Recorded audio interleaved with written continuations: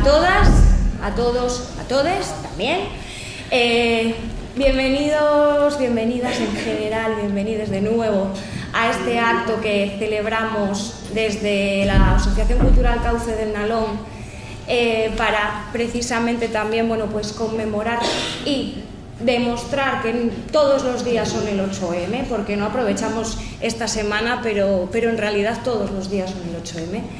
Y en primer lugar quería, bueno, pues además de este agradecimiento, hablar de las dos mujeres con las que comparto esta mesa ahora mismo, porque la semana pasada teníamos a la escritora Marta Sanz y una de las cosas que comentaba con ella es que una de las cuestiones de las que habla en su producción literaria es esa importancia de las mujeres en nuestras vidas, de las mujeres que nos rodean, de las mujeres que son referentes al final. Y como les decía, en esta mesa hay dos mujeres referentes, universitarias, científicas, investigadoras, y no puede haber mayor honor para mí como una joven investigadora todavía que compartir mesa con ellas, eso que vaya por delante. En primer lugar, me imagino que saben que la persona que está aquí a mi izquierda es María Pilar García Buetros, nuestra conferenciante a la que presentaré oportunamente, y a su izquierda contamos con Isabel Carrera Suárez, que ha tenido la generosidad, sin contar con ello, de participar precisamente en la presentación de este acto. Isabel Carrera ya ha participado en otros actos de Cauce, pero de cualquier manera hay que presentarla también, como quien dice, como se merece, porque además de catedrática de filología inglesa, ha sido pionera en los estudios de género no solamente en Asturias, sino también en España. Es responsable, junto con otras compañeras también, de la creación del programa de doctorado de estudios de la mujer, ¿vale? Y que se llegó a integrar también, vamos a decir, muy tempranamente, precisamente en el Espacio Europeo de Educación Superior. No solamente eso, sino que también crearon el máster de género y además consiguieron también el primer programa Erasmus Mundus de la Universidad de Oviedo en el año 2006.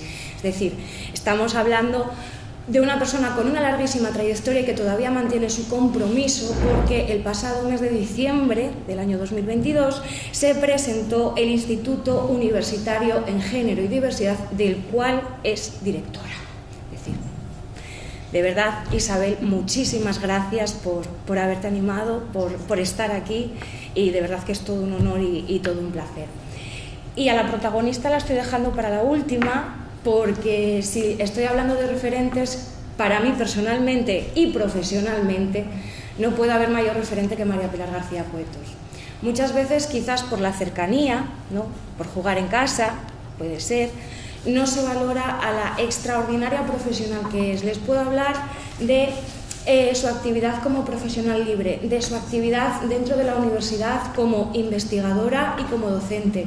Les puedo hablar de su capacidad gestora, no vamos a decir solamente como vicerrectora de Extensión Universitaria y Proyección Cultural, que quizás es lo que conozcan, sino hasta incluso en la Agencia Estatal de Investigación, en el área de Humanidades.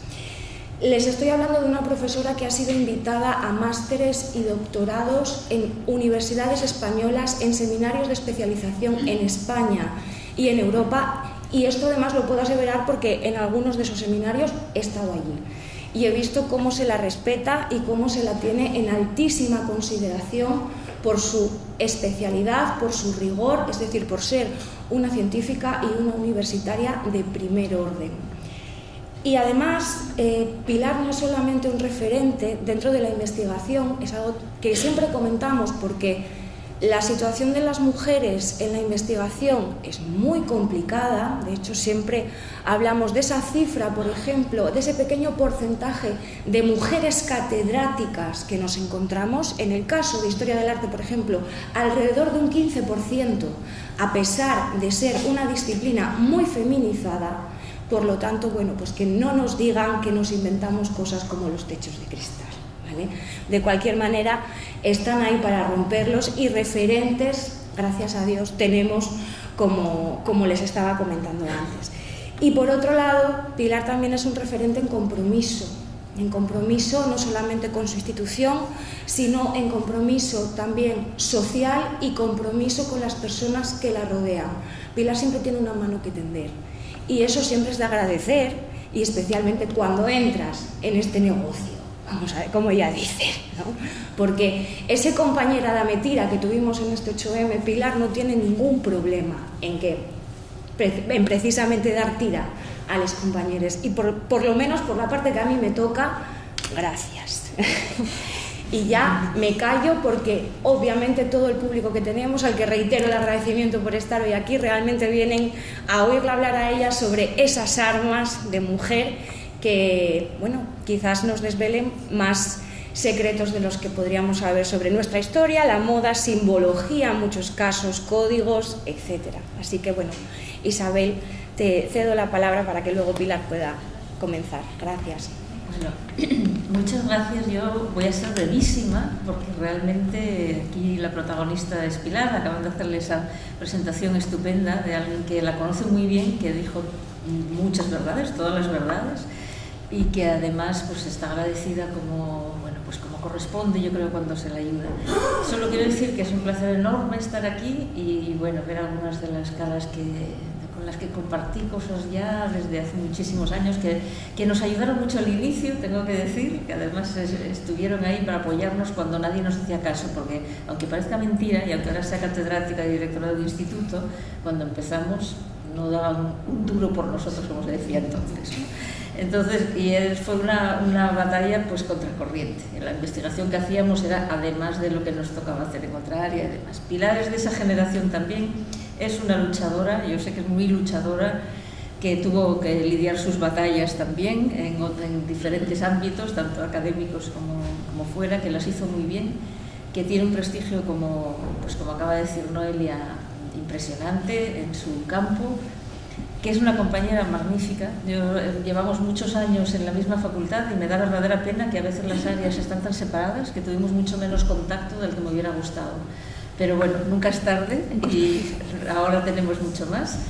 Tengo muchísimas ganas de escucharla. Es un tema que concretamente de lo que va a hablar yo desconozco bastante, a pesar de que en algunos casos pues sí que leí sobre la importancia de la vestimenta, digamos, para las mujeres. Y eso tiene dos vertientes. Por un lado, casi siempre quienes tejieron, bordaron, hicieron vestimenta fueron las mujeres en la historia, y hay auténticas obras de arte, aunque se hable de ellas como artesanía y cosas de la casa, ¿no? Hay estudios preciosos que seguramente ellas conocen mejor que yo en la historia del arte también en distintos ámbitos, y desde luego en estudios feministas. Pero además, por otro lado, la vestimenta de las mujeres siempre estuvo cargada de connotaciones que, bueno, pues, por poner el ejemplo de ahora mismo, claro, pensar en las connotaciones que tiene el velo y cómo empezó ahora mismo, bueno, todo lo que está sucediendo en Irán si una mujer llevaba el velo un poco mal colocado, bueno, y por todo lo que iba añadido a eso, pero que realmente sobre la vestimenta y el cuerpo de las mujeres se proyectan, bueno, asuntos terribles a veces, sobre todo nacionalistas, moralistas, de distinto tipo, ¿no? Entonces no es un tema trivial ni mucho menos, y cuando es una vestimenta impuesta pues es extraordinariamente negativo, pero también a veces las mujeres se apropian de esa capacidad de vestirse y decir cosas, ¿no? Y esto es de lo que yo creo que nos va a hablar Pilar hoy, y bueno, tengo muchísimas ganas de escucharla. Y solo quiero dar las gracias por invitarme a estar aquí, que estoy solo de acompañante, pero es un placer enorme. Y siempre me preguntan, bueno, ¿y en qué ámbito se puede hacer investigación? ¿O es relevante la investigación o hablar de género? Pues en todos, como vemos, ¿no? En todos realmente. Y esto es una cosa que está tardando todavía un poco en calar. Parece que es solo de humanidades y ciencias sociales. No es cierto, es que en todos los ámbitos del saber, del conocimiento, están impregnados de asuntos que tienen que ver con el género, hasta los que parece que no lo tienen. Pero algunos, por supuesto, son están muy marcadamente relacionados con el género, y los estudios feministas lo sacan a la luz continuamente. Pilar es claramente una mujer que tiene muchos talentos y muchas vertientes, entre ellas la feminista, y seguro que va a salir. Y además me complace enormemente que esté aquí Noelia, porque yo creo que las labores más importantes que hacemos es el ayudar a la generación que viene detrás. Yo sé que Pilar es muy generosa y seguramente ayudó mucho a Noelia y a muchas otras personas. Yo también intento hacerlo y bueno, eso así logramos que cada vez seamos más y poco a poco vayamos teniendo esa influencia que tanta falta hace. Así que muchísimas gracias y nada, vamos a escuchar a Pilar. Gracias, Isabel. Gracias.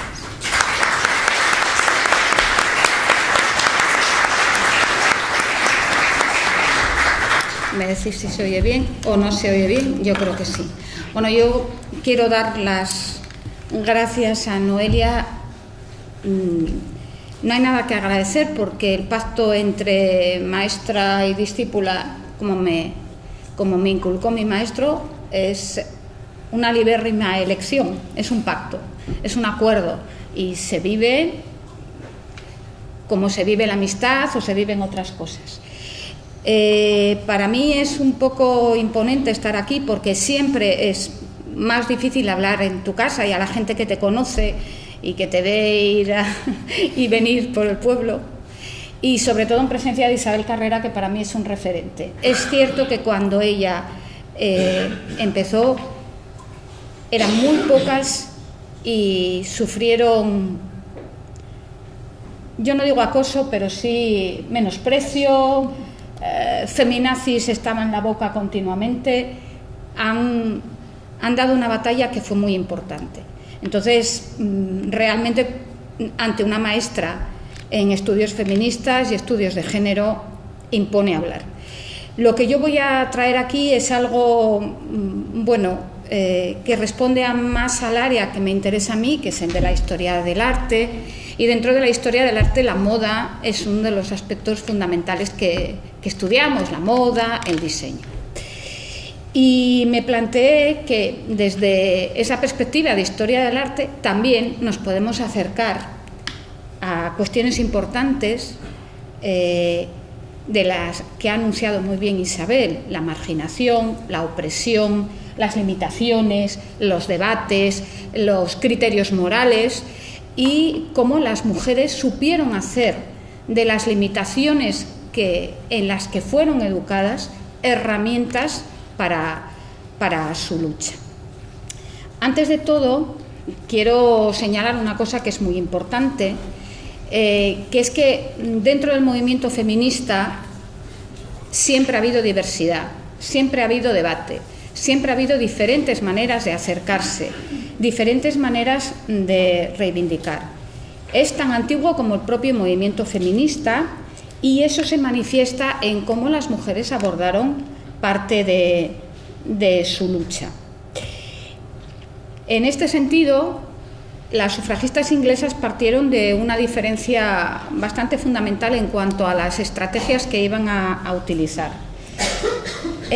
Por un lado, está la unión social y política de las mujeres afín al Partido Laborista en sus orígenes, al Partido Laborista más radical, en el que su líder, Emmeline, planteaba algo tan duro como esto: nos tienen sin cuidado vuestras leyes, caballeros.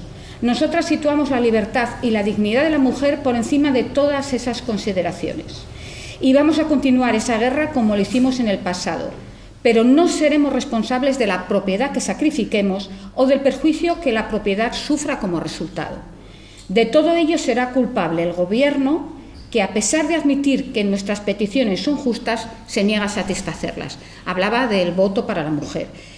Emmeline estaba defendiendo una postura que suponía ataque a propiedades, a tiendas, escrache ante las casas de los políticos que se negaban a dar el voto a las mujeres. En el otro lado, también en Inglaterra y en el movimiento sufragista, la líder de la Unión Nacional de Sociedades del Sufragio Femenino y fundadora de uno de los primeros colegios femeninos en la Universidad de Cambridge, porque en aquel momento las mujeres tenían serias dificultades para acceder a los estudios superiores, defendía, muy al contrario, una lucha pacífica y señalaba: quizás la sutil violencia utilizada por las sufragistas trataba de disminuir nuestro orgullo de sexo, íbamos a enseñarle al mundo cómo conseguir reformas sin violencia, sin matar gente y volar edificios, o sin hacer todas las otras cosas estúpidas que los hombres han hecho cuando han querido alterar las leyes. Nosotras queríamos mostrar que podíamos avanzar o conseguir la libertad humana a la que aspiramos sin utilizar violencia ninguna.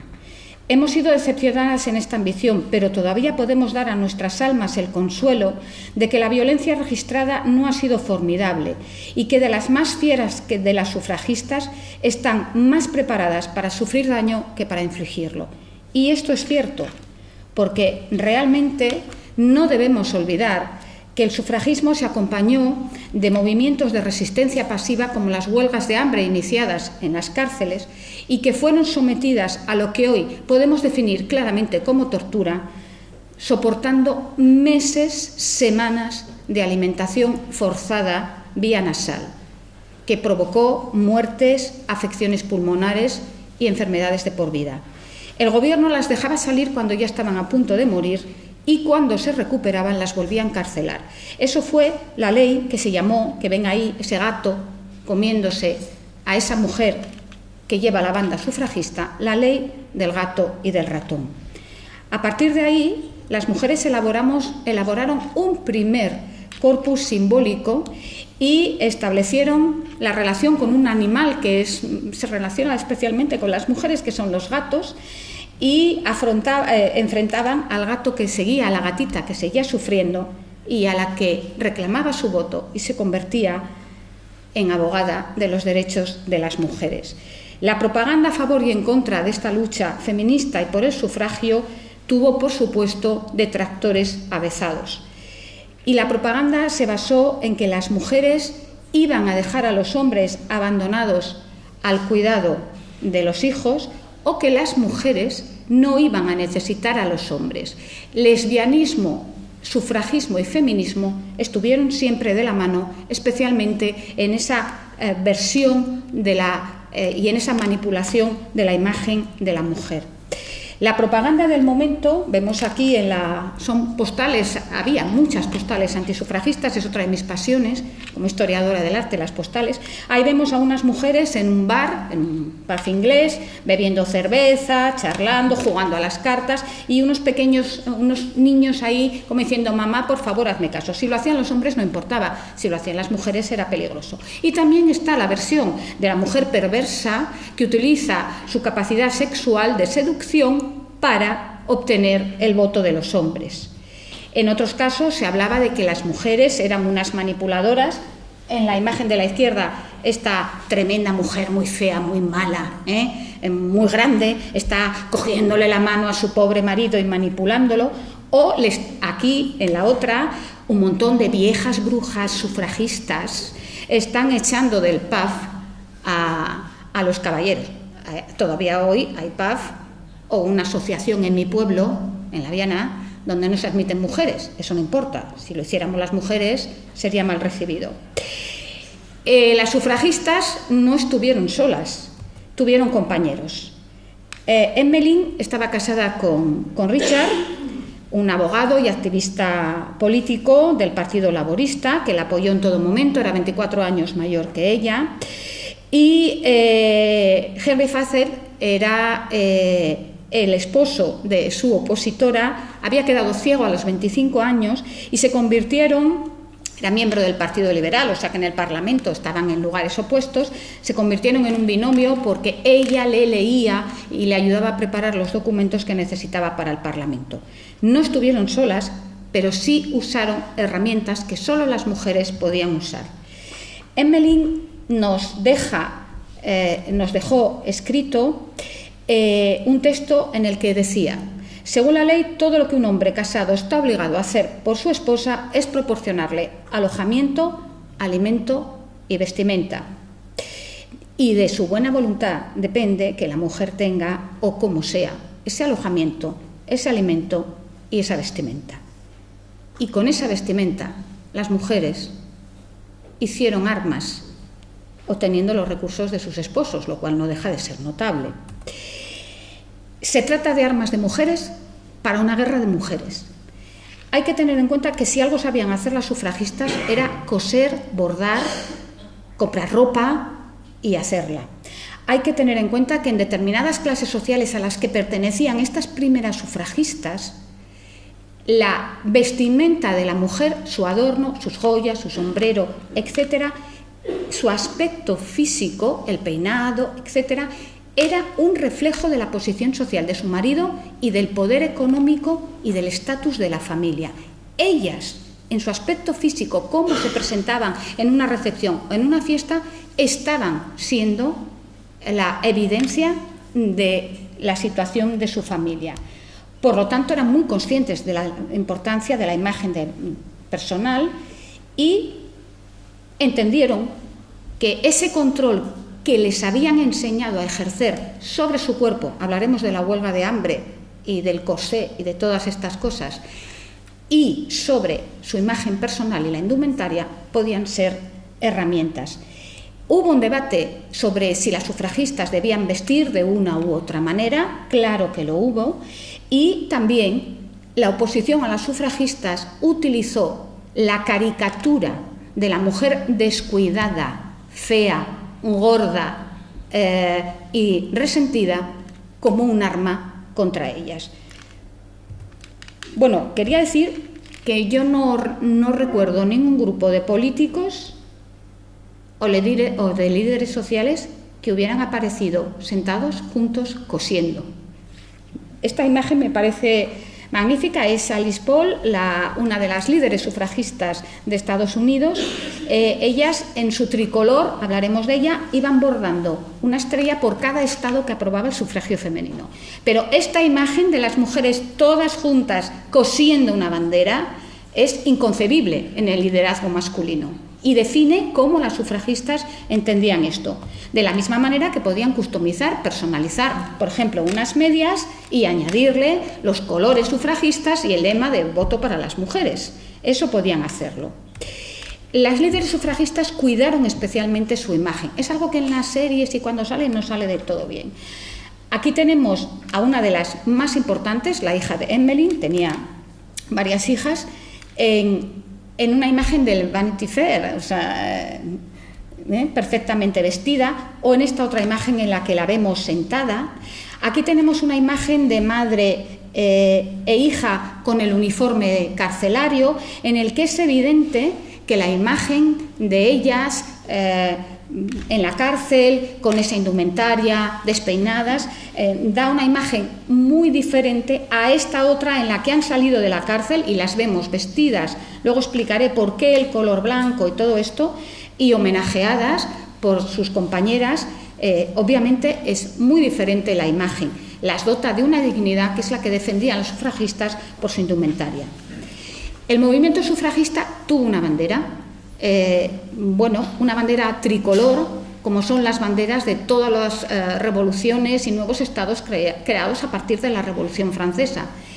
Y definieron, la Unión Social y Política de Mujeres adoptó desde 1908 la tricolor, que lleva el morado, que todavía traemos muchas veces, que simboliza la sangre, pero la sangre noble, la sangre de las luchadoras sufragistas, el blanco, que se había asociado siempre a la virginidad y a la pureza y a un tipo femenino recatado y en casa, que ellas cambian de significado porque hablan de la honradez y la honestidad, que son valores más ligados a la actividad política masculina, y el verde, que es la esperanza.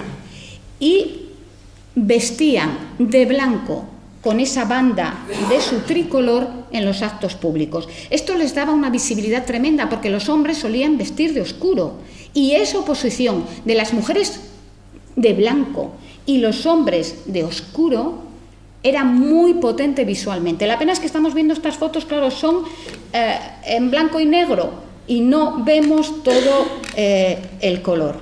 En Estados Unidos, la tricolor sufragista añadió el dorado. Le dieron otro significado a esos colores, pero añadió el oro, el color del sol, de la luz y de la vida y de la antorcha que guiaba a las luchadoras. Entonces aquí vemos en el Museo de Historia de América algunos elementos de esas sufragistas, su banda tricolor y las escarapelas y otros elementos de los que hablaré. Pero el aspecto, cambiando la tricolor, de sus manifestaciones, esta es una marcha sufragista, la de 1912 y la de 1915 fueron quizá de las más importantes, en la que vemos esa marcha de las mujeres vestidas de blanco, perfectamente ordenadas, muy bien vestidas, que ofrecen una imagen muy potente, a la que se unía, y ya explicaré, la amenaza roja, los labios pintados de rojo. Se trata de una simbología que en Estados Unidos se mantiene y que muchas políticas adoptan, por ejemplo, para enfrentarse a retrógrados antifeministas, que utilizó la primera mujer afroamericana que obtuvo un puesto en el Congreso de Estados Unidos y que a día de hoy siguen utilizando muchas políticas en España, en Estados Unidos, como un elemento de referencia. Cada vez que vean a una política vestida de blanco y con los labios pintados de rojo, nos está enviando un mensaje. Ahí tienen a las jóvenes de Bielorrusia reclamando libertad y derechos, también vestidas de blanco. Pero estamos hablando de sufragistas de una clase acomodada, de congresistas de Estados Unidos, estamos hablando de mujeres privilegiadas. Carmen de Burgos tiene un libro muy interesante, publicado, creemos que alrededor de 1920. Hay que tener en cuenta que Carmen de Burgos es uno de los referentes del feminismo en España. Siempre hablamos de Clara Campoamor y se nos olvida Carmen de Burgos, que decía, ahí en El arte de ser mujer, nos dice, refiriéndose a una de esas muchachas del pueblo que atraviesan las calles desiertas de los barrios bajos, envueltas en las peores faldas sin gracia, y con la cabeza descubierta, llevaban esos elegantísimos sombreros, las gentes dicen las muchachas guapas. Pero nunca tal frase saluda al paso de una dama de lujo y de prestigio. Para alabar a las tiranas actuales se emplean otros adjetivos, la deliciosa señorita tal, la exquisita señora cual, la extraordinaria señorita aquella o la elegante señora esta. Volvemos a ver a Cristabel, vestida con ese magnífico atuendo, carísimo y lujoso, y su banda tricolor. Pero en el movimiento sufragista también hubo mujeres de clase obrera. Es el caso de la que ocupa el papel de referencia en el cartel de esta conferencia. Estamos hablando de mujeres de clase trabajadora y de servicio doméstico. Hay estudios muy interesantes sobre el papel de estas mujeres e incluso me ha parecido muy interesante este pasquín, Voto para las trabajadoras, que se conserva en la biblioteca de la Universidad de Cambridge, que nos habla de que la transversalidad de las cuestiones de clase y de lucha de clase estuvo presente en el movimiento sufragista. Y estas mujeres que no tenían esos atuendos caros y lujosos utilizaron sus herramientas. Sus delantales se convirtieron en un elemento de defensa de sus ideales de voto para las mujeres. Me parece magnífico, porque además en los mismos años en los que estaba habiendo estas marchas de mujeres tan potentes, las cigarreras de Gijón estaban organizando su huelga y reclamando sus derechos. Puede que no fueran esas mujeres que además muchas tenían formación, eran abogadas, etcétera, pero sí eran mujeres que tenían claro sus derechos, no tenían las mismas posibilidades de manejar estas herramientas. Y esto nos lleva a la cuestión de las tareas del servicio doméstico, que también sirvió para atacar a las sufragistas. ¿Quién se va a encargar de cuidar a los niños y de hacer las cosas de casa? Van a poner a los hombres. Eso fue un modo de atacarlas. Se decía hombres con corsé, que eso es muy potente, porque el corsé era un elemento femenino, obviamente. Y esto cambió un poco. He querido hacer este guiño a la representación del movimiento sufragista en Mary Poppins, porque la madre de Mary Poppins, se supone que el padre abandonaba a sus hijos porque solo pensaba, era muy capitalista y solo pensaba en el dinero. Entonces, si la madre no iba a cuidar a los niños, se les ocurre a los productores, claro, es la Disney, que había que justificar que la madre no estuviera en casa. Y bueno, la ponen de sufragista, un poco loca, un poco tal, y mientras ella está sufrageando, si me permiten la expresión, tienen las criadas en casa que sí, les ponen la cinta pero le cuidan los niños, ¿no?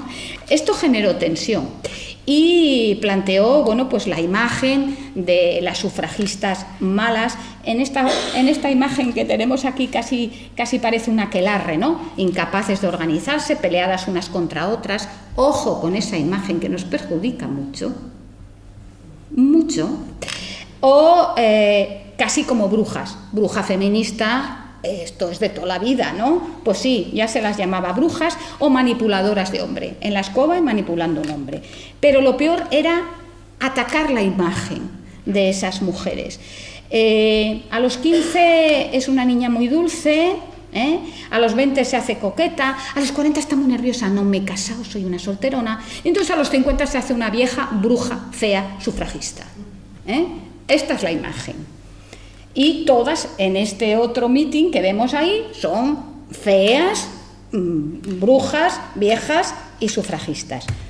Esto llega al extremo en estas caricaturas, en esta caricatura tan tremenda del Museo de Londres, que me parece brutal, violenta, agresiva, denigrante, todo lo que queramos. Y las sufragistas se plantearon esta cuestión. Y es más, una de las líderes sufragistas señaló en su momento que muchas sufragistas que no tenían una determinada posición económica, es lo que nos explica el texto, tenían que hacer verdaderos esfuerzos para mantener una indumentaria dentro de unos parámetros para no parecer o ser consideradas outré, el término francés viene a ser como estrafalarias, extravagantes, fuera del orden, y que eso perjudicara al movimiento. De hecho, los periódicos sufragistas pidieron a sus vendedoras que fueran delicadas y precisas en la vestimenta o que vistieran sus ropas más caras y más elegantes. Aquí tenemos dos sufragistas vendiendo su diario y, como vemos, perfectamente ataviadas. Eso acabó por cambiar la imagen de las sufragistas. Ese es el gran éxito del movimiento sufragista, fue generar una alternativa a la imagen de la sufragista desaliñada. En el Daily Mail, ante una de las reuniones y marchas sufragistas, se decía: estoy seguro de que mucha gente nunca se dio cuenta de lo jóvenes, delicadas y elegantes que son la mayoría de las líderes del movimiento y de lo bien que hablaban. Aquí tenemos una de esas líderes vestida de blanco, con su tricolor, casi, bueno, es como una especie de princesa rodeada de todos esos señores asombrados, ¿no? Esa es la imagen que ellas querían dar. ¿Cómo serían los bordados de su vestido? Bueno, pues parecidos a los de este camisón o ropa de estar en casa, que está bordado con los colores del movimiento sufragista. También podían usar los bordados con sus colores como un símbolo de reivindicación y para identificarse. Otra reseña de prensa, hablando del Domingo de las Mujeres de 1908, dice: la manifestación del sábado fue algo más que un mero desfile de mujeres. Desde la madrugada llegaban multitud de ellas desde todos los puntos del reino, que a la vez llamaban la atención por sus vestidos y sus sombreros, que combinaban los colores del movimiento sufragista, verde, morado y blanco. La escena era notable. O sea, habían conseguido lo que querían, estaban impresionando con esa imagen unitaria. Es un poco como esas mareas moradas que vemos ahora en las manifestaciones, que tanto impone y preocupa a los que no están con ello. Aquí tienen un stand de sufragista de la Exposición de las Mujeres de Londres de 1909, en el que las vemos perfectamente preparadas también, perfectamente vestidas, con sus sombreros, cuidando. Incluso las que no podían compraban ropa de segunda mano, o las doncellas recibían ropa de sus señoras, que era algo normal, pero ropa más especial para poder presentarse en público como sufragistas. ¿Y de dónde viene este control de la indumentaria? De la educación que todas las mujeres tenían, la mayoría de las mujeres. El corsé era un instrumento de tortura y de muerte. Ahí tenemos la muerte que estrecha el lazo del corsé, que había sido ya puesto en cuestión por médicos y incluso por políticos preocupados por los efectos tan nocivos que tenía la salud de las mujeres. Pero está unido el corsé a la cultura de la época victoriana. Este es un estudio que me ha interesado especialmente, en el que queda muy claro que la anorexia no es una cuestión reciente y que la época victoriana exaltaba la mujer etérea, sin necesidades físicas, que controlaba su apetito, hasta tal punto que, bueno, la imagen de la muerta, la enferma de tuberculosis, se convertía en un ideal de belleza. Las niñas desde los 6 años debían de usar corsé. He encontrado esta publicidad y lo que he visto es que a partir de los 6 años debían usar un corsé no tan apretado como el de sus madres. A los 13 años, antes de terminar de desarrollarse físicamente por completo, tenían que someterse al corsé. La nieta de Charles Darwin explica cómo ella y una amiga se rebelan contra el corsé la primera vez que se lo ponen, cómo les hacía sufrir. Hay que tener en cuenta, bueno, la foto que tenemos ahí, esa cintura es imposible, se obtiene comprimiendo a la mujer. Claro, unas mujeres obligadas a controlarse, a no comer, podían estar en la cárcel en huelga de hambre, sorprendiendo a todos los médicos. Es que no hacían más que seguir una conducta que les habían inculcado desde pequeñas.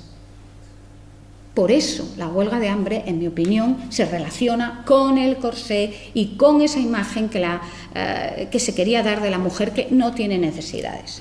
Carmen de Burgos dejó muy claro que el feminismo había generado cambios en la moda. Bueno, ella nos dijo: podemos dudar que el zapato yanqui, el tacón militar, el sombrero semimasculino y el traje sastre son productos del feminismo, de la necesidad de trabajar y de tomar parte activa de la vida moderna que experimenta la mujer al salir de la dulce reclusión del hogar. Los deportes, la reivindicación de nuestro siglo, crean modas nuevas, trajes a propósito para la necesidad que desarrollan. La reivindicación feminista favoreció la mejora en la indumentaria de la mujer, la salud, la capacidad de hacer ejercicio físico. Y es algo que preocupó a nuestro premio Nobel Santiago Ramón y Cajal.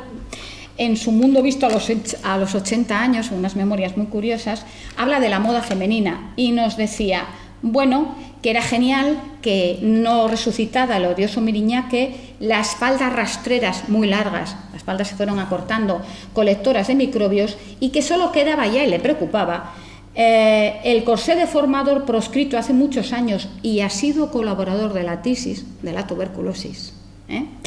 Parece asomar tímidamente en las apretadas fajas de goma o caucholina y otros adminículos de la indumentaria íntima. O sea, Cajal decía, vamos a ver, mujeres, liberaros de las fajas, de los corsés, y la industria fue muy consciente. Entonces, aquí vemos esta faja, precisamente de los mismos años en los que escribe Cajal, que supuestamente permitía a las mujeres hacer esa vida más activa, subirse a un coche y hacer deporte.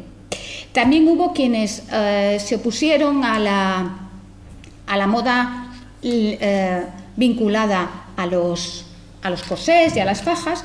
Es famoso el llamado vestido de elfos, siempre se estudia como uno de los elementos de liberación de la mujer. Bueno, yo tengo que decir que que elaboró lo que luego patentó Fortuny a su nombre, su marido, fue Adèle Negrin, que ella desarrolló la técnica del plegado y de los teñidos que definen el vestido de elfos.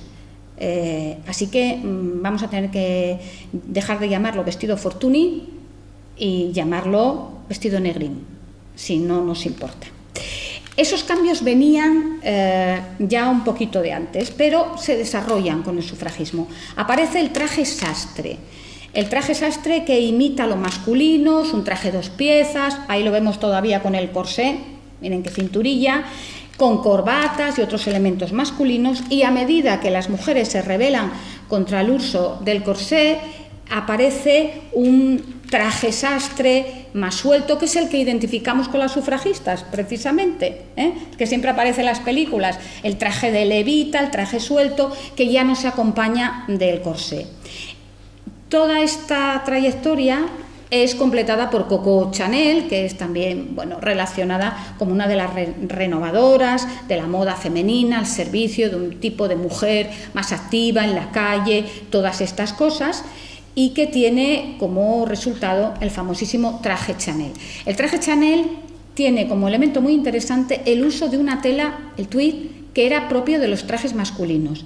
Ella utiliza el tweed para hacer trajes de mujer, pero encarga a los fabricantes de telas que el tweed fuera un poco más ligero. Carmen de Burgos decía que los trajes masculinos, los zapatos bajos y las telas robustas gustaban a las mujeres que salían de casa. Es verdad, son más duran más tiempo incluso, pero Coco Chanel entendía que había que aligerarlo un poco y lo consiguió.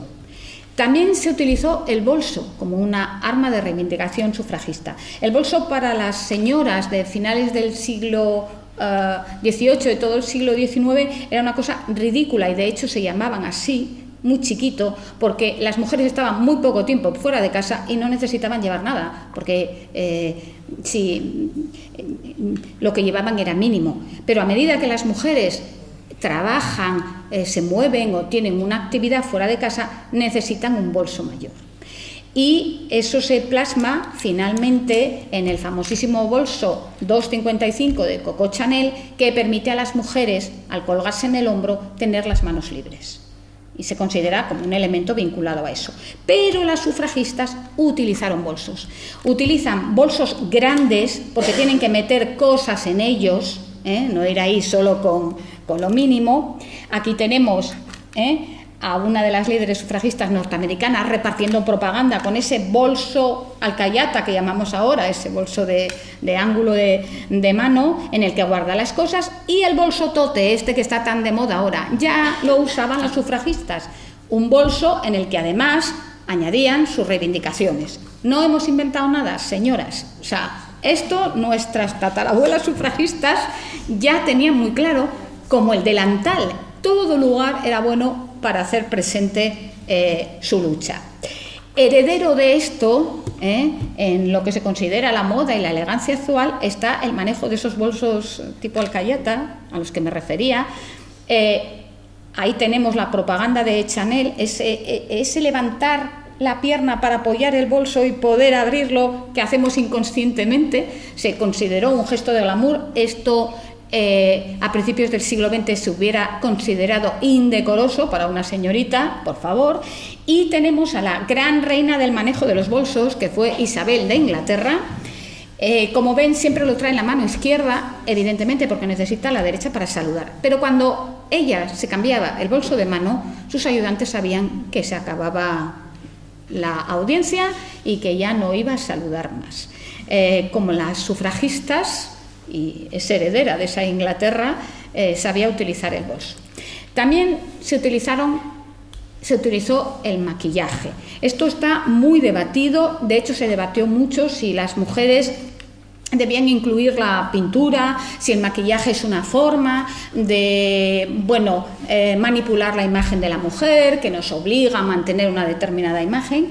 Se ha debatido, pero sí que es cierto que desde el mundo de la sociología ha sido estudiado. Les pongo estos libros ahí, por si a alguien le puede interesar. Aquí hay gente muy joven que a lo mejor se interesa. Sí que es cierto que son pinturas de guerra y hay que entenderlas, si se utilizan bien, como pinturas de guerra. De hecho, las mujeres con los labios rojos pintados, quienes no están acostumbrados a verme así dirían: ¿y esta mujer por qué se pintó hoy? Por eso. Era propio de mujeres indecorosas, de prostitutas, etc. De hecho, esta película espantosa, porque Labios pintados, de 1918, de verdad es una chica ingenua, es que es muy fuerte porque trae los labios pintados. Sarah Bernhardt fue la que puso de moda los labios pintados de rojo y todo el mundo sabía que era una actriz y su moral era dudosa. pero las sufragistas usaron los labios pintados de rojo como otro elemento muy importante. De hecho, se usaba en las manifestaciones como un símbolo de rebelión. De hecho, a los hombres les intimidaba mucho. Esas señoras de blanco, todas desfilando, como un ejército, con los labios pintados de rojo, les daban miedo. ¿Pero qué era esto? De momento, ¿qué les estaba pasando a las mujeres que de repente se ponían así como agresivas, ¿no? ¿Qué era esto? Y de hecho hay barras de labios que tienen en la parte de abajo, y ya lo vemos ahí, pues claramente son vendidas para las sufragistas, hablaremos de ello.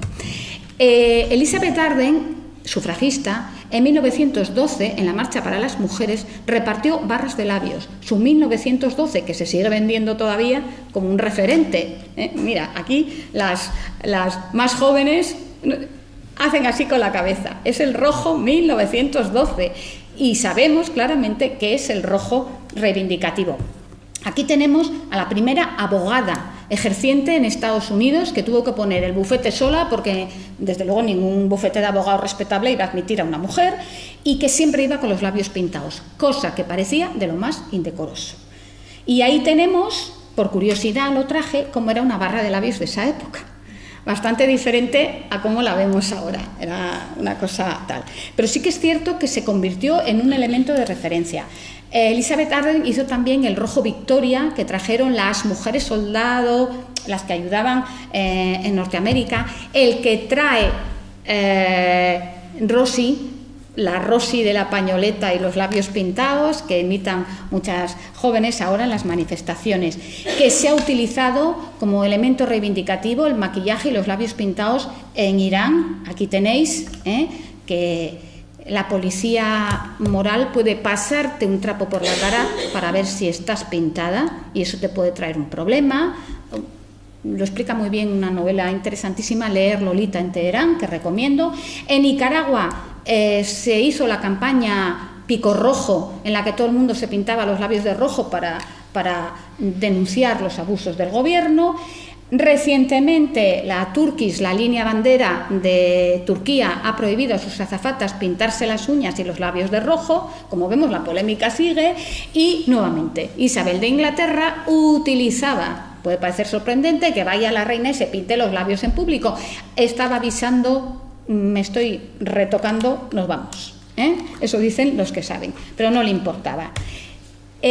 Los colores se convirtieron en un elemento de identificación del movimiento sufragista y un deber y un privilegio.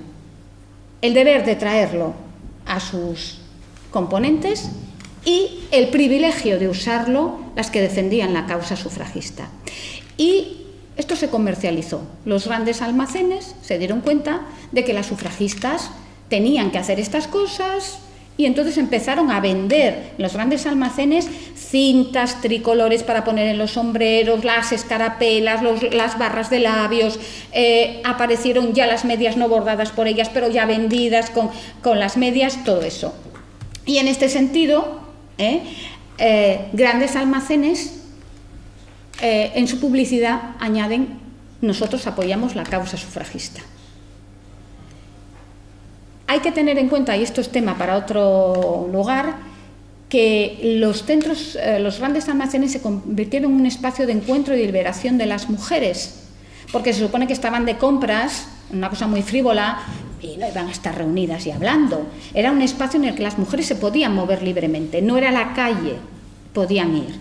Y luego, por otro lado, hay que tener en cuenta que los grandes almacenes, al darse cuenta de esto, empezaron a añadir cosas que hoy nos parecen, bueno, incluso extrañas, porque tampoco los hay. Biblioteca, una guardería para los niños y sobre todo un servicio para mujeres, porque, por supuesto, las señoras y señoritas no tienen necesidades, ni comen, ni descomen, ni nada. Entonces, no había espacio para que pudieran ir. A eso que luego eufemísticamente se decía: me voy a retocar el maquillaje. Bueno, o Pepi, vamos juntos, vamos un momento. Pues ni eso, no había dónde ir. Eso nos da una idea del espacio exterior que se les concedía a las mujeres. Otro elemento que se utilizó en la lucha fue el sombrero. Aquí tenemos a unas cuantas componentes del Partido Republicano de Estados Unidos que van a discutir sus demandas con el presidente y van perfectamente vestidos con sus trajes ya sin el corsé ni nada de esto y con sus sombreros. El sombrero fue un elemento de debate. Es un incordio traer uno de esos grandísimos sombreros. Las primeras sufragistas todavía los utilizaban y luego fueron adoptando el tema de los sombreros masculinos. Incluso, bueno, una mujer sufragista se debatió si debía de traer, eso sale en una película, me lo dijo mi hermana Mónica, en El honor de los Willow, sale si debían de traer esos sombreros. Pero miremos esa postal de ahí arriba en la que se dice claramente que la dulzura ha desaparecido, esa muchacha se pone los pantalones y todavía conserva una parte del sombrero. En España hubo un episodio muy interesante que fue el de las famosas sin sombrero, que conocemos todas muy bien, en el que, bueno, un grupo de mujeres y también de otros artistas se quitaron el sombrero paseando por la Puerta del Sol, recibieron insultos, fueron apedreados. O sea, como vemos, también el sombrero fue un elemento de debate y de referencia. Y sobre todo las joyas, si hay algo que se relaciona con las mujeres son las joyas. Son objetos de antigüedad, son maravillosos, siguen estando las casas de subasta, son astronómicamente caros, pero había joyería con los colores sufragistas, que es absolutamente maravillosa. Había relojes, aquí los tenemos con la tricolor norteamericana y la tricolor británica. Había relojes con los lemas sufragistas y sobre todo había elementos de mucha más potencia simbólica, lo que hoy llamaríamos un alfiler de corbata y sobre todo este broche que era otorgado a las encarceladas de la Unión Social y Política de Mujeres, es la reja de la prisión, y las que habían sido sometidas a vejaciones y a torturas. Y concretamente se estableció para ellas una medalla que podían traer. Esta es la comandante, se la llamaba así, a doña Flora, porque iba vestida siempre con un abrigo militar en las manifestaciones, que vemos que trae una joya sufragista y esa medalla. Se iba poniendo en la medalla o que habían estado en la cárcel o todos los meses que habían estado detenidas y sometidas a alimentación forzosa.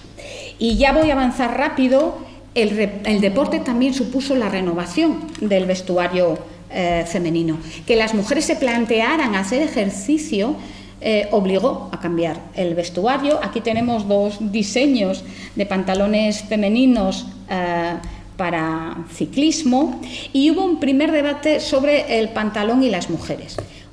Había en Inglaterra sobre todo una asociación para el vestido racional de las mujeres que se planteó a ver que no era sano que las mujeres vistieran de esa forma, un elemento que les impedía respirar y moverse, y entonces se planteó que era necesaria esa reforma.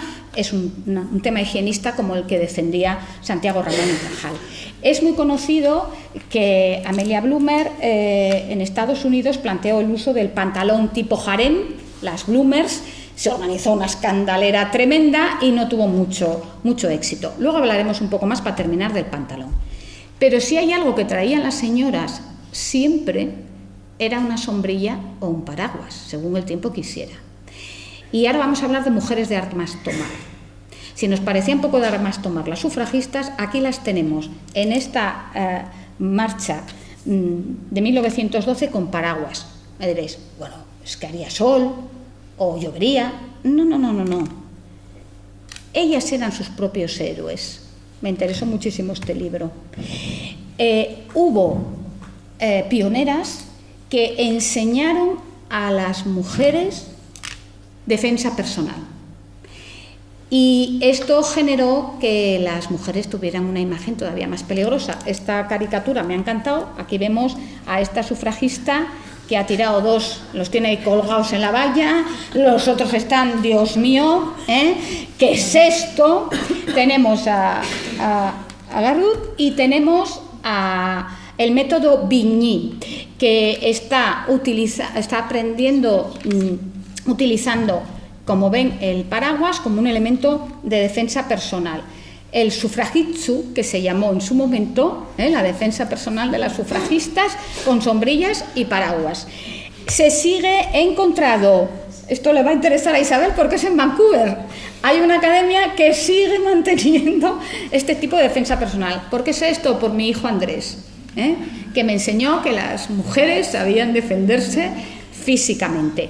Un grupo de estas sufragistas se entrenaron especialmente para ejercer como guardaespaldas en los mítines sufragistas y han generado, se las ha recordado en estos sufragitsu, que son unos cómics muy interesantes. De esto me informó mi hijo, obviamente, yo no lo conocía, tengo que reconocer las deudas que tengo.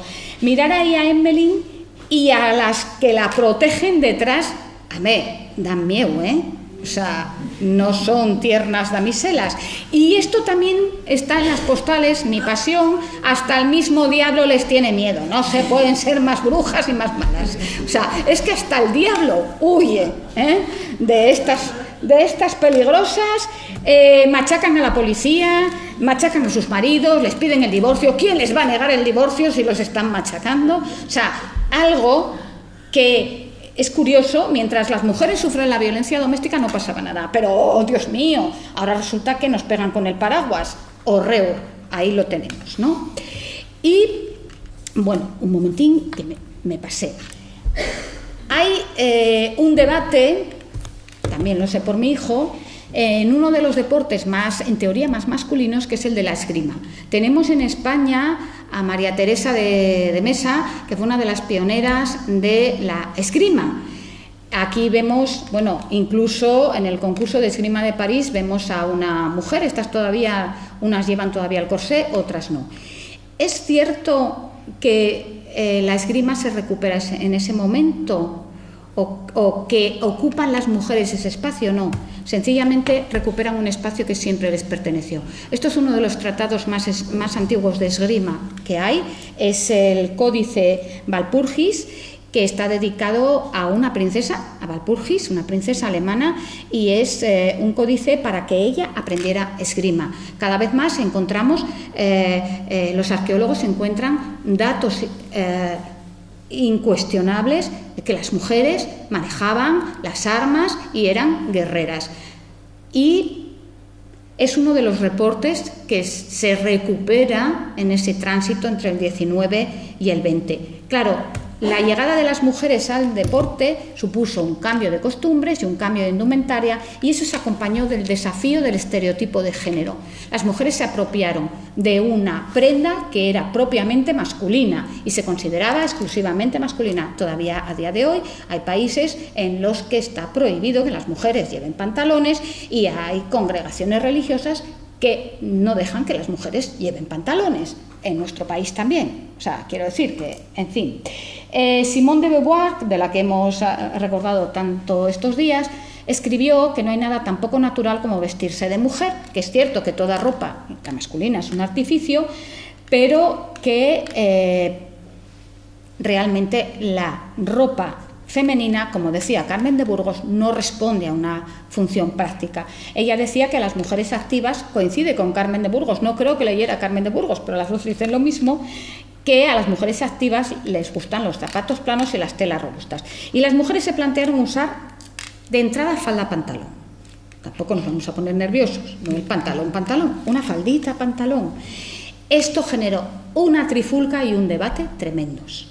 Podemos considerar pioneras a las mujeres que usaron la falda pantalón, y Antonio García Jiménez, es un documentalista de la Biblioteca Nacional de España, dice que el empleo de la falda pantalón en los deportes y otras actividades podía ser tolerado, pero que las mujeres empezaran a usar esa prenda en la calle generó mucha revuelta. Bueno, pues un modisto francés, Paul Poiret, diseñó lo que se llamaba la falda pantalón, la jupe culotte. Vamos a ver estas señoras tan elegantes ahí con sus diseños.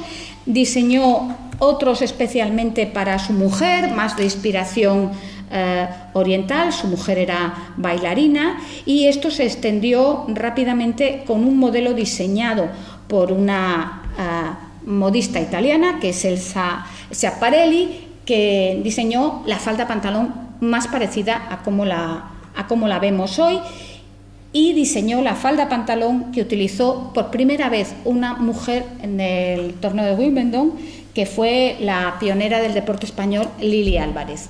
Entonces trae esa falda pantalón que está luciendo ahí como muy contenta. Las primeras mujeres que se pusieron falda pantalón en España generaron una polémica tremenda. Es muy famosa la batalla casi campal que hubo en Madrid, en la Puerta del Sol. Las tuvo que proteger la policía a dos mujeres que se habían puesto la falda pantalón. Y vemos ahí como son perseguidas. La revista Gedeón, pues lo explicó. Esto generó mucho debate.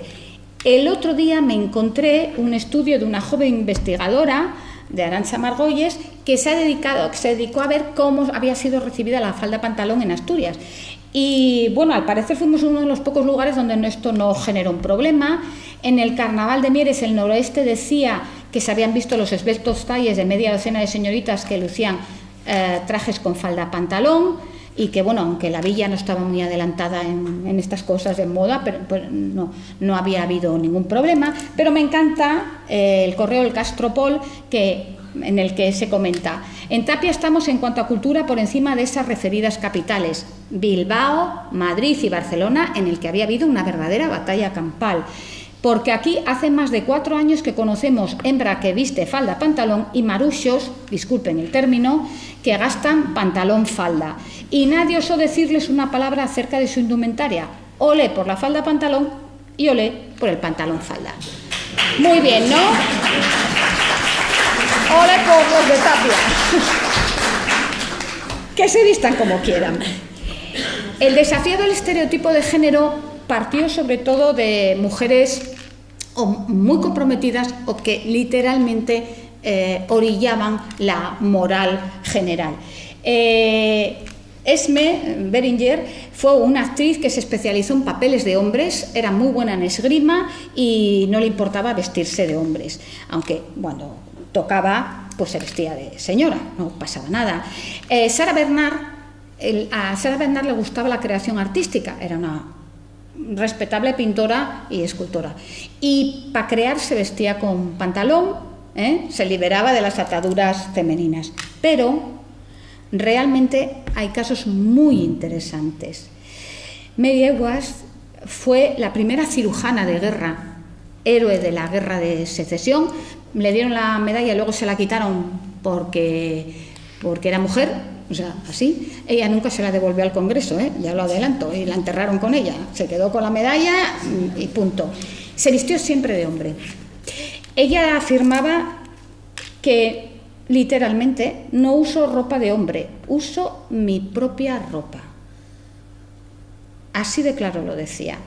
Y añadía: ustedes los hombres son nuestros protectores. No es cierto, porque si lo fueran, ¿de quién habría que protegernos? Lo cual no está mal. Ella le dijo a las sufragistas que estaban equivocadas, que no había que reclamar el voto para la mujer, que la Constitución estadounidense dice nosotros el pueblo, y entonces el pueblo eran ellas también, que lo que había que exigir es que se cumpliera la Constitución. O sea, era una mujer tremenda. Aquí la vemos con esta foto, es muy interesante. Toda esta señora tan vestida no es su pareja, es la primera candidata a presidenta de los Estados Unidos. Yo me pregunto, ¿qué candidato a presidente se haría una foto así? Ninguno. Es increíble. Otra persona, otra mujer que se vestía de hombre fue Ethel Smith, que es una compositora, como todas las mujeres artistas, muy poco conocida, que creó el himno de la Marcha de las Mujeres. Pero la más conocida de todas es George Sand, Aurore Dupin, que se vestía de hombre o se vestía de mujer. En 1876, mi admirado Víctor Hugo escribió lo siguiente: George Sand no puede determinar si es hombre o mujer. Tengo un gran respeto por todos mis colegas, pero no es mi lugar decidir si ella es mi hermana o mi hermano. La acepto como es. Lo que fue una reivindicación o una apropiación o una ruptura con el estereotipo de género se convirtió en un elemento de glamour en los años 40 y 50, en el que el traje pantalón masculino ya se relacionó con las grandes bellezas. Y finalmente el pantalón ha dado lugar a una de las más importantes reivindicaciones feministas a partir de una sentencia deplorable de Italia de 1998, cuando una joven que denunció que había sido violada, se eximió, se exculpó a su agresor porque ella llevaba unos vaqueros ajustados y se consideró que si ella no ayudaba a quitárselos no se los podía quitar. El último miércoles de abril, desde 1999, en España llegó más tarde, en 2016, se celebra el Día del denim, del pantalón denim, como un elemento de reivindicación feminista. Entonces, realmente yo quiero recordarlo porque es un día que a veces se nos pasa y, ese día ponerse un vaquero, pues no estaba mal, ¿no? Y con esto termino. Termino con el himno de la Marcha de las Mujeres de 1911. Nos decía doña Ethel, esa señora vestida de hombre: la vida y la lucha son la misma cosa, no podréis ganar sin osadía y fe. Adelante, adelante, lo que ya habéis hecho os ha preparado para la tarea de hoy. Firmes en la alianza y retando con la risa, reíd con esperanza porque al final llegará. Y marchad, marchad, muchas como una sola, hombro con hombro y amiga con amiga, juntas, no separadas. Muchas gracias.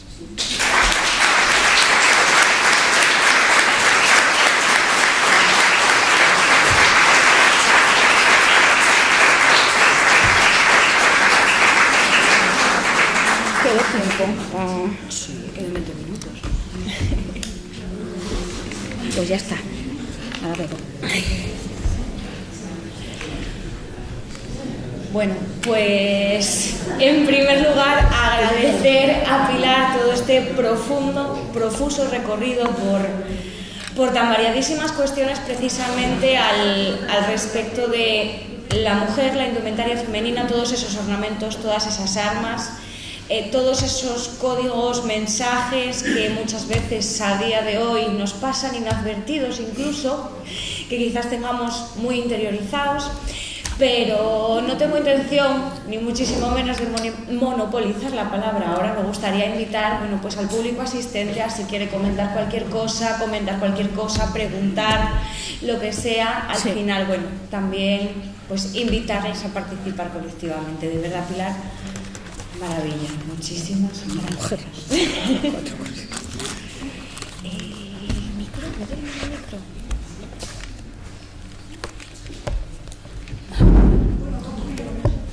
Venga, Aida, pa'lante. Este retrato que nos hiciste a mí ahora me sugiere una reflexión que yo creo que una investigación que habría que hacer a partir también del lenguaje que se usa ahora con la ropa, porque detrás del lenguaje de la ropa actualmente están grandes trus económicos que están haciendo de la moda una captación, nos están transmitiendo un lenguaje. Nos está transmitiendo un lenguaje diferente. No estamos utilizando las ropas precisamente como lenguaje de la reivindicación, sino que estamos metidos en una cultura del consumo y que los grandes trus económicos están utilizando precisamente la moda, la peluquería, los maquillajes, todas estas empresas enormes que están surgiendo internacionalmente y que están realmente siendo usadas como un arma del patriarcado. Evidentemente, yo por eso decía que hábilmente los grandes almacenes y el capitalismo al final supo hacerse con esos elementos y empezar a venderlos, ¿no? Y empezar a utilizarlos económicamente. Es así. Evidentemente. Yo creo que la grandeza de estas mujeres es que supieron utilizarlo en un momento determinado y supieron darle una dimensión que a lo mejor nosotras en este momento no somos capaces de darle. A lo mejor porque no somos muy conscientes de la potencia y del valor de lo que llevamos encima, de cómo nos presentamos, ¿no? Porque hemos perdido la conciencia de que, y eso las historiadoras del arte lo tenemos muy claro, yo tengo aquí alumnas y lo tenemos muy claro, sabemos que es un lenguaje y que estamos transmitiendo un mensaje. Y ese mensaje sí lo podemos dominar, como hicieron ellas al principio. Supieron dominarlo y lo usaron para su lucha, como lo están haciendo las mujeres en muchos países, rebelándose contra determinadas imposiciones. Ahí todavía tienen muy claro esto, ¿no? Es importante. Para nosotras a lo mejor maquillarse no tiene ninguna importancia, en determinados países es un signo de rebeldía. Es todo complejo. Sí, tienes toda la razón.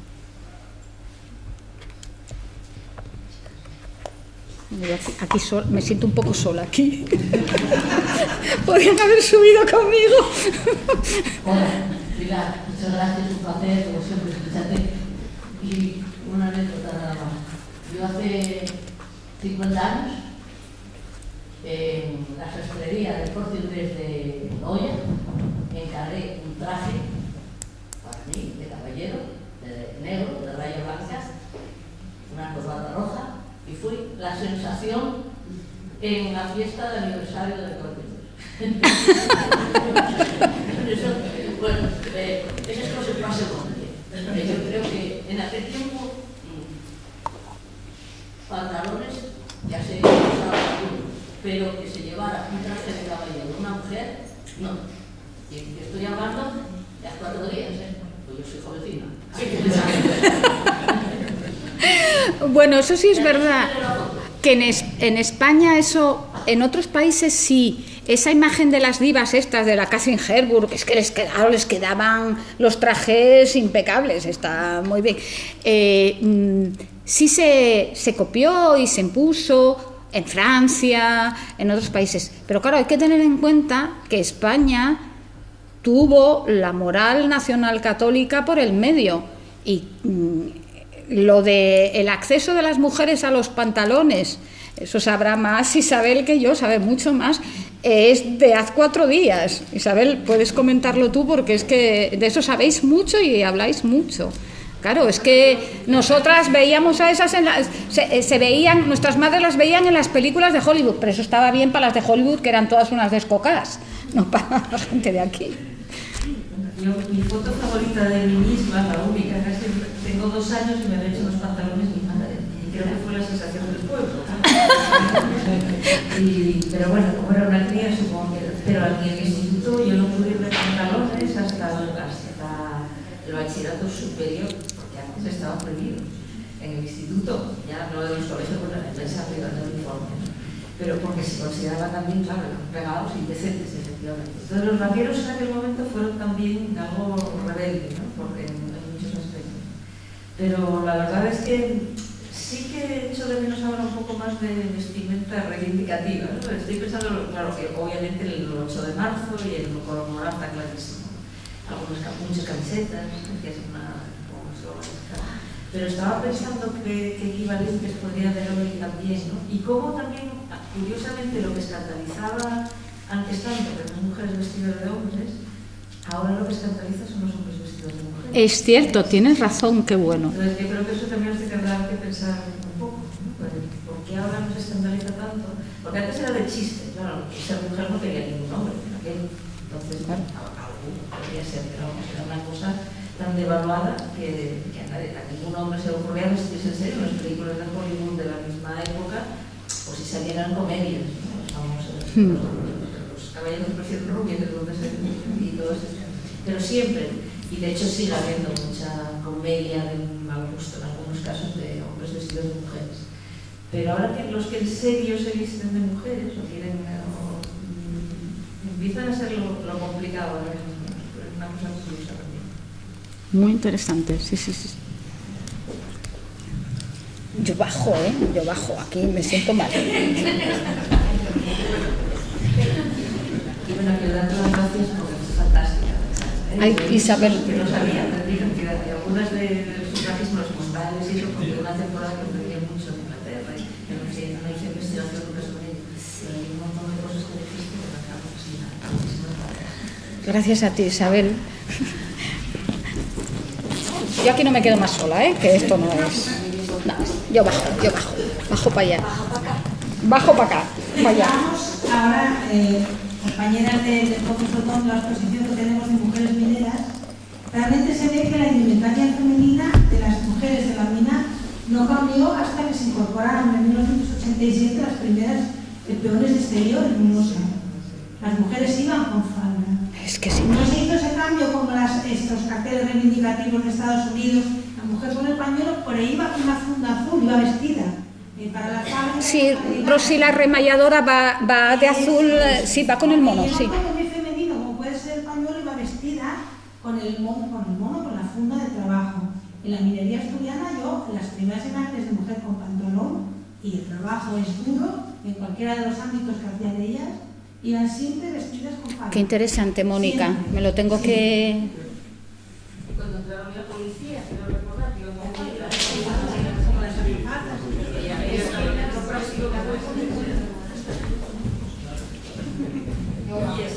Lo de la tarima tenía que proscribirse.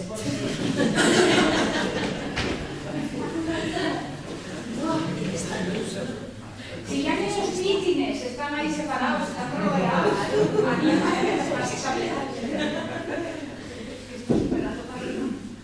no sé si alguna palabra más por ahí.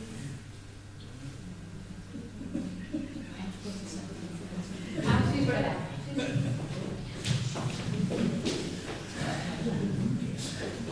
No sé que una charla de este tipo no hable ningún hombre. Bueno, yo soy de la opinión de que en Irán no pueden reprimir lo que yo completamente, ¿no? De que la igualdad entre las mujeres y los hombres en cuanto a la mayor parte de las cosas de la vida. No obstante, el tema del pantalón me llama la atención porque antropológicamente probablemente en su momento tenía un sentido.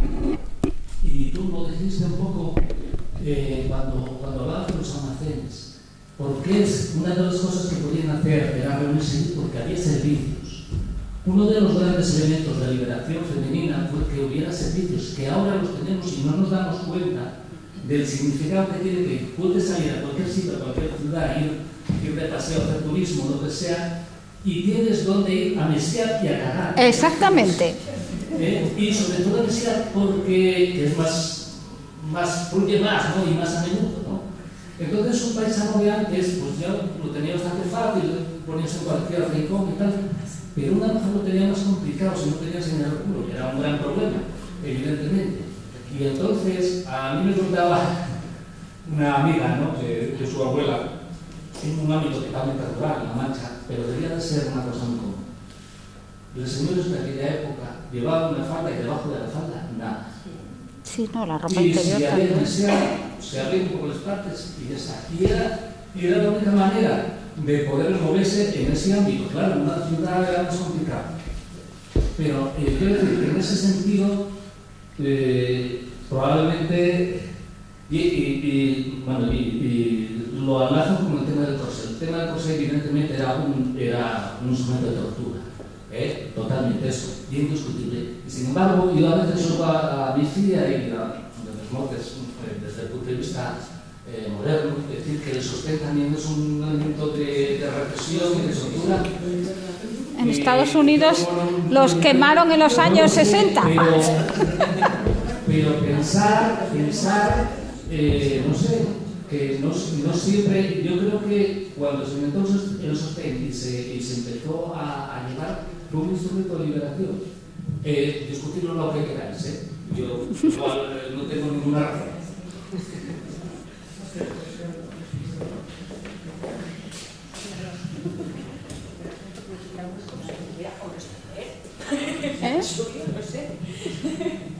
Y es que la verdad, o sea, considerar hoy en día, quiero decir, igual en comparación con el corsé, el cambio obviamente era muy notable, pero la comodidad tampoco llega a máxima. De hecho, cada vez precisamente se va modificando más.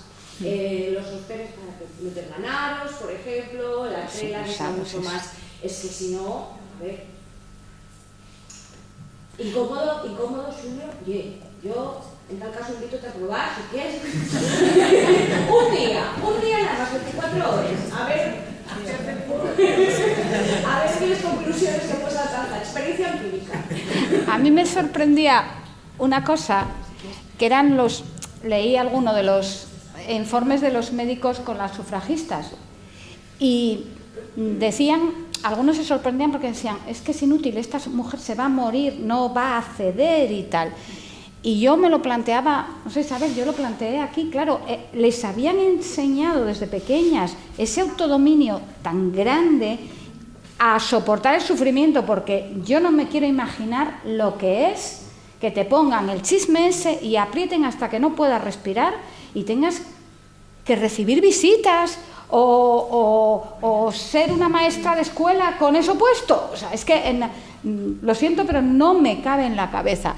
Entonces yo creo que algo sí hemos conservado de lo que decía mi abuela, de que para lucir hay que sufrir.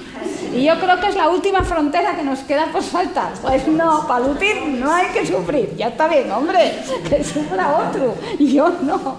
Lo de que la pandemia ya ha servido para que hayamos descubierto que no hay que ir en zapato de tacón a todos los lados, por ejemplo. Gran avance de la humanidad, porque como haya que salir o correr, vamos guapos, ¿no? O sea, un señor puede salir descalzo de un avión en caso de que haya que evacuar, y una mujer que vaya con zapatos de tacón no puede, tiene que ir descalza, porque si no pincha las líneas de evacuación. Ese tipo de cosas, yo creo que seguimos, y es verdad, que las seguimos normalizando. En nosotras las tenemos que traer y bueno, y es lo que hay. Sí, como decía Aida, sin pensar. O sea, es que esto va así, ¿no? Esto va así. Un poco eso. Pero bueno, nada, nos estamos... Poco a poco. Bueno, yo ya sé que lo que os tocó a vosotras dirás, estas se quejan. Los primeros pantalones que puse los llevaba guardados en la moto y los ponía sin que mi padre los viese. No quiere decirlo, ¿verdad? Poner pantalones. Y casados. Y casados. Ah, o sea... Puse en la moto. Y llevaba una falda de estas... Una falda plisada de esas que no se arrugaban nunca en una bolsa, y cuando llegábamos ponía la falda y quitaba el pantalón y arreglaba con mi padre y mi madre. Se veía el 61, o sea que está ahí, ¿eh? Fue ayer. ¡Qué bueno! Es increíble. Y montar en moto y aquello era... Sí. Sí, montar en moto ya te lo digo, que tampoco era de muy buen ver, ¿eh? Después de casar. Bueno, ya si iba tu marido... Tenía un aquello. Bueno, yo creo que ya era. Bueno, pues iremos ya, vamos a decir, cerrando el chiringo, que se nos acerque el después. Me imagino que aquí todo el mundo tenga necesidad de ir para casina, más allá, por supuesto, del trabajador que tenemos aquí esperando a que termine el acto. De nuevo, nada, simplemente gracias, Pilar, por contarnos, vamos, todo esto, que además, bueno, veía gente por ahí diciendo, wow, hay que procesarlo, porque muchísima información y muchas cosas también sobre las que pensar, y de nuevo muchísimas gracias a todo el público que, bueno, abarrotasteis la sala. Así que, bueno, emplazamos especialmente a los compañeros también, que siempre hacen falta, a seguir peleando, que lo dicho, como se comentó aquí, todavía queda mucho por hacer. Así que nada, muchísimas gracias. Gracias, María.